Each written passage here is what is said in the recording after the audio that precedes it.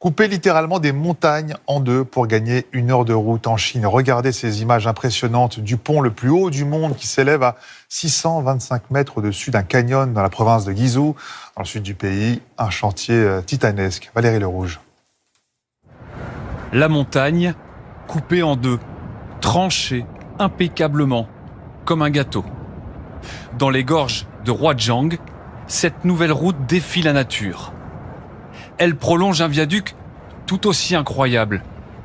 Long de 2 km 800, il est perché à 625 mètres au-dessus de l'eau, 2 fois plus haut que le viaduc de Millau, ce qui en fera le pont le plus élevé du monde, une prouesse d'ingénierie. Ce qui est le plus difficile, c'est de construire le pont sur un canyon comme ça. Parce que d'habitude, les ponts suspendus franchissent des grands fleuves ou des bras de mer. Et à ce moment-là, on apporte les éléments préfabriqués du pont sur des bateaux et on les hisse à la verticale. Alors que là, évidemment, étant donné le relief du canyon, on ne peut pas apporter des éléments de pont sur le sol. Donc, il faut les amener depuis les extrémités. Le nouveau pont va permettre de traverser ce canyon vertigineux en seulement 2 minutes, contre plus d'1 heure jusque-là pour le contourner. Le gouvernement justifie le choix d'un pont plutôt que d'un tunnel.